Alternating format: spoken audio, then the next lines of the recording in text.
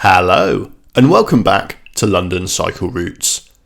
Today I'll be showing you how to cycle from Tooting in South London to Wimbledon. This ride takes just 11 minutes and you can do the whole thing on quiet streets and protected cycle lanes. By public transport, the same journey takes around 25 minutes, although I should point out that includes walking to the station and waiting for the train. The journey time on the train itself is about 5 minutes, although it only comes every half an hour, so cycling is a lot more convenient. If you find this video useful, or you just enjoy watching it, then please don't forget to subscribe to the channel, as I try to post new videos just like it every week. I'd also like to say a big thank you to everyone who supports the channel on Patreon. If you'd like to contribute as well, you can find a link in the description below the video. Alright, let's get going. So we're starting on London Road near Tooting railway station, a little bit further east from Broadway Tube. The first thing we're going to do is dive down Flanders Road, which is a really quiet back street. This street doesn't go anywhere for motor traffic, so generally it will be really quiet and you won't run into any cars at all. The reason it's so quiet is that Flanders Crescent, which we're going down now, is closed to cars at one end, although there is a really useful path that we can cycle on to get to the other side. It would be nice for this path to be redesigned a little bit, maybe with bollards instead of a fire gate and just a bit wider to reduce conflicts between pedestrians and cars. This then puts us onto Singleton Close, and all the streets that we're going to be cycling on for the next couple of minutes are also really quiet for the same reason. They are effectively a cul-de-sac and they don't go anywhere, so there isn't much motor traffic. They're also nice and wide despite the parking on them, so you shouldn't really have too much trouble getting down them as you can on some other back streets. This whole area east of the A24 is really an old low traffic neighbourhood. There are two cleverly placed filters on Singleton Close, which we just went through, and also another on Devonshire Road, which prevents any through traffic from rat running through here. These have actually been in for decades and they help keep all the streets around here really pleasant for cycling, and you can see plenty of people going around even in the middle of the day.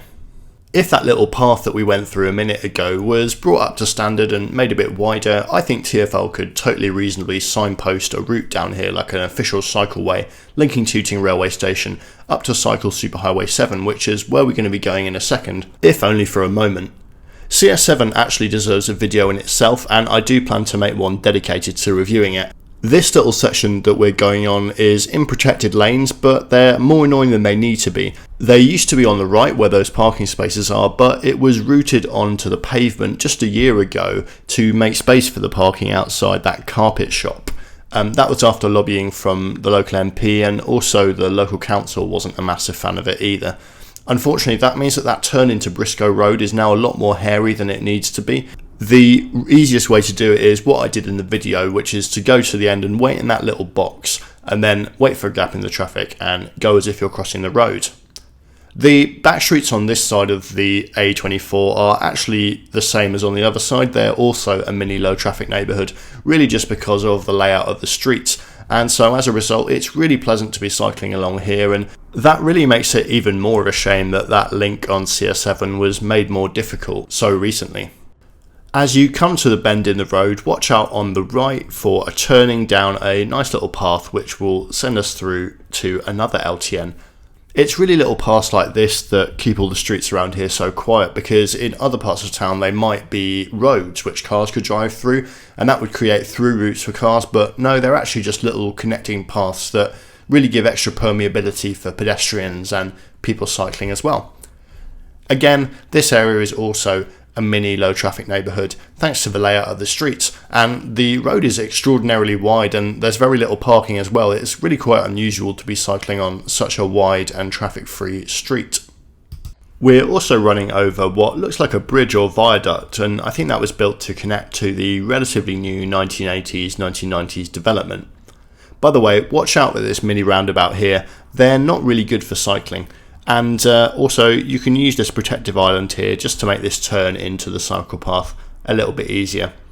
Once again, I really dislike these little chicanes here, which I think are put in to deter people from going on mopeds and scooters, but which also make walking, cycling and using a wheelchair a lot harder around places where they've been installed.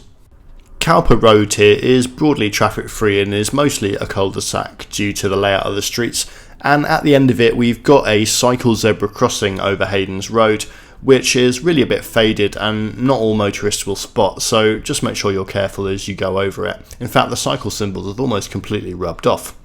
We then find ourselves on South Park Road, which is a reasonable and probably the best way to get into Wimbledon town centre. It's quite a long one, and although there is a filter at one end, it's closed to traffic except emergency vehicles. At the far end we'll be going through in a minute. It still does have some routes for through traffic, and as you can see there is the odd car. However, things have quietened down a bit and you won't run into too much. By the way, I have a bit of an announcement. Unfortunately, it's not a great one. Basically, last week my bike was stolen, which is no fun at all. And that does limit my ability to produce more London cycle routes videos. Fortunately, I do have a bit of a stockpile of footage, but if there's an interruption in service over the next few weeks, then that is why. Annoyingly, I was not insured, which is very much on me. And this is probably a really good time to thank everyone who pays me to make these videos on the Patreon. That money will very much be going towards getting me back on the road as quickly as possible and making new videos. And if anyone else wants to contribute as well, then you can find a link in the description below the video, as always. Now, things did look a little bit hairy when we first pulled onto South Park Road. There was a sort of string of cars and vans that we went past, but if you've been watching closely, you'll probably have noticed that we've not actually run into any for quite a good while. I think this is a pretty fairly typical run down South Park Road. It's often very, very quiet, but there will be sort of the odd string of cars that just sort of cut through, particularly at peak time, but it's generally a pretty good way of getting into central Wimbledon. Now, if you can see that church, which is no longer a church, it's actually the back of the Centre Court shopping centre, that means that we're getting very close to central Wimbledon, so we're going to pull out here through this filter, which is there and open to allow police vehicles to come through, and we're going to briefly cycle on the busy road here, and then I'm going to dismount, and I'm just going to walk on the pavement here. It's a shame that there's no protected cycle lanes through the centre of Wimbledon. That would really be excellent, because there's also a good route on the eastern side of the town centre. Connecting those two things, that would be great. I'd love to do a video on that. But for now, we're here at Wimbledon Station, and thank you very much for watching.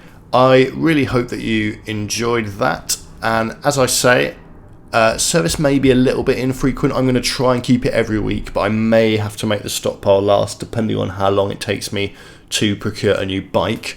Make sure you hit subscribe, and thanks very much again to everyone on the Patreon. You can find a link to it in the description below the video. I'll see you guys all again next time.